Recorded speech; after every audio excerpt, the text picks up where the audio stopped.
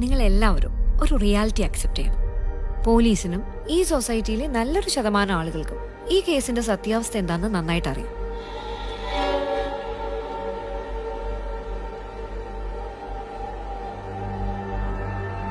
ഇയാളാളൊരു കില്ലാടിയാ. ചുമ്മാതാണോ പോലീസുകാർ പോലും ചൊല്ലു പറഞ്ഞത്?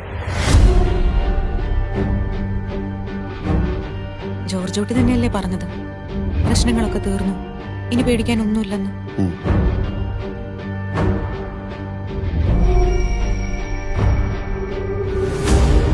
പോലീസിന്റെ രീതികൾ മുൻകൂട്ടി കണ്ട് കളിക്കുന്ന ഒരാളാണല്ലോ അയാൾ.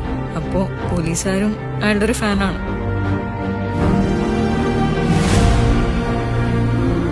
പിന്നെ ആ ജോർജ് കുട്ടി ആളൊരു കുറുക്കനാണ്.